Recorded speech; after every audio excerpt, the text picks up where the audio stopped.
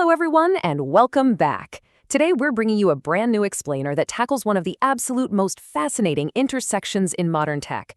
We're going to look at the deep connection between abstract artificial intelligence software and massive physical GPU hardware. If you've ever wondered how these totally different worlds collide to create the intelligent systems we use every single day, well, you're in the right place.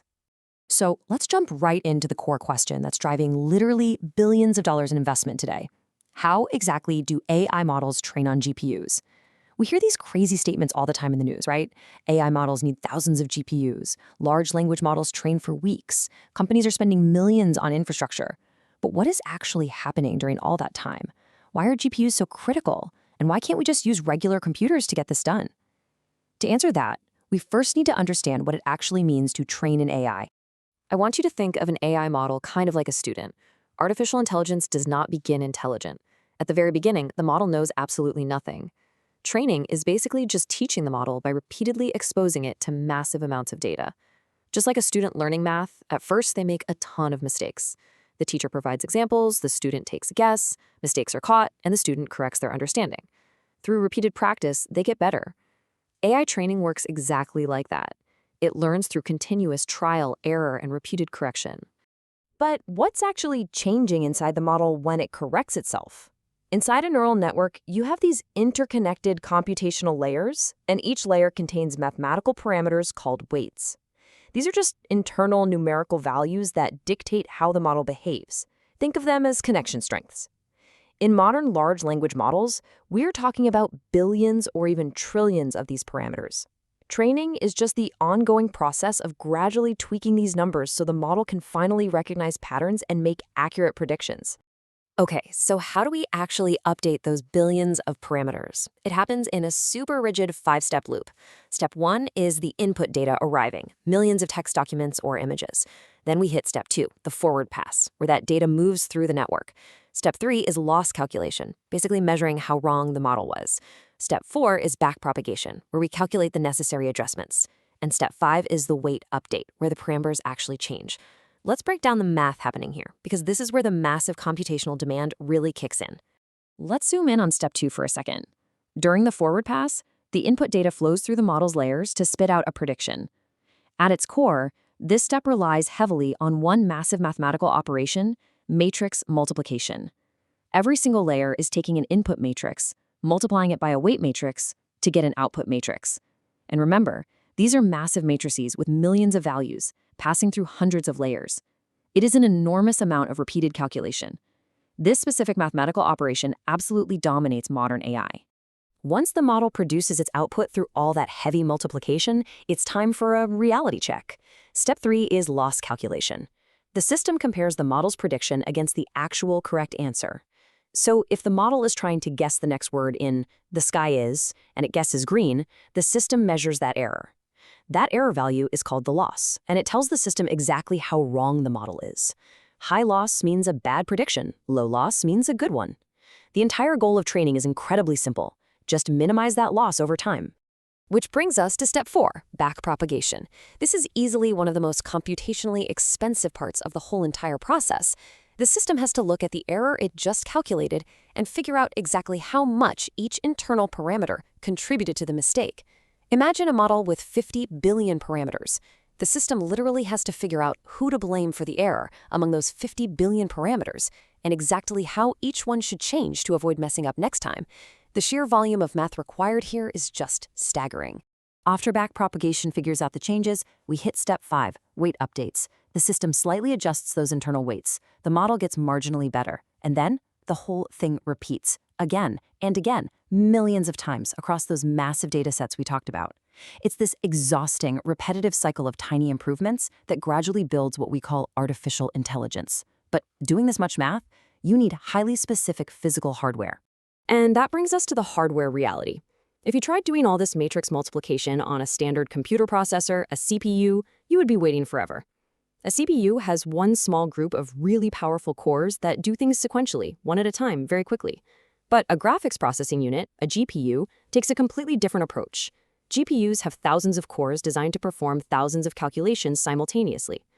Because AI training requires millions of independent matrix multiplications happening all at once, this parallel processing is exactly why CPUs fail at AI and why GPUs save the day.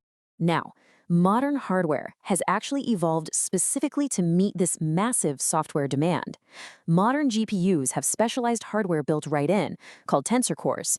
These are perfectly designed to just chew through the exact math we've been talking about. They specialize entirely in matrix multiplication, tensor operations, and mixed precision computing.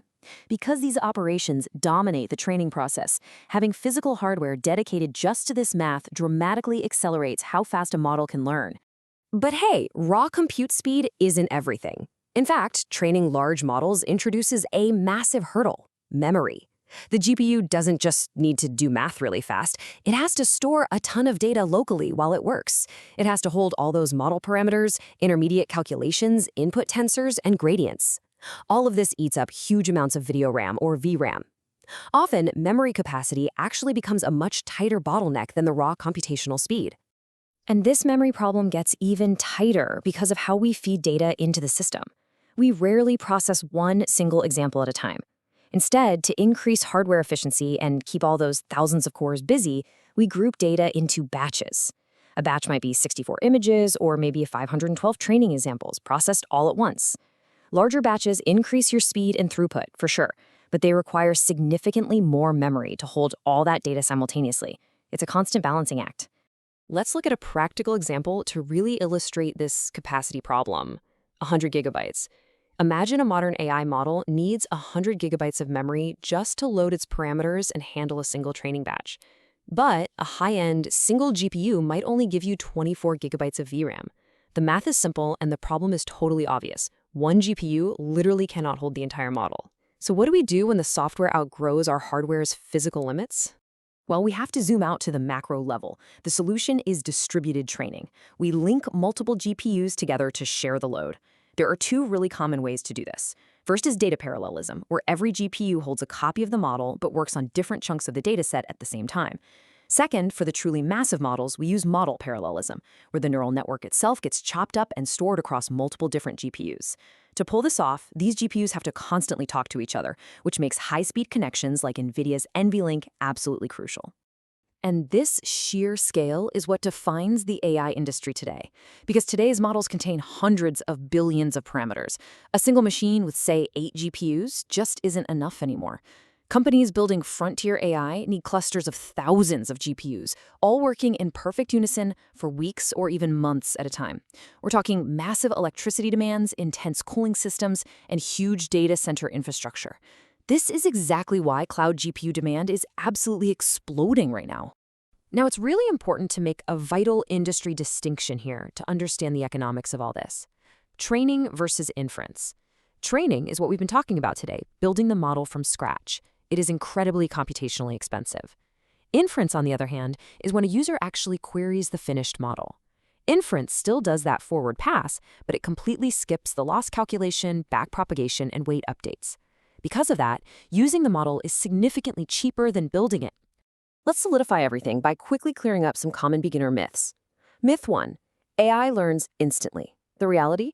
It requires enormous, repeated optimization over billions of steps. Myth 2. GPUs just store the model. Actually, they actively perform massive parallel matrix computations. Myth 3. Raw speed is all that matters. The reality? Memory capacity is very often the critical bottleneck. And finally, myth 4. One GPU is all you need. The reality? Large models mandate distributed clusters of thousands of interconnected GPUs. Which brings us to our final thought. Today, we track the data from the forward pass through backpropagation all the way out to massive GPU clusters. What you should take away from this explainer is that modern AI is absolutely not just a software challenge. It is quite possibly the most demanding physical hardware challenge humanity has ever created. As models grow larger and demand more compute, more memory, and faster networking, are we truly prepared for the infrastructure required to power the future of intelligence? That's all for today of Explainer. Thanks for joining me as we unpacked the architecture of AI training, and I'll catch you in the next one.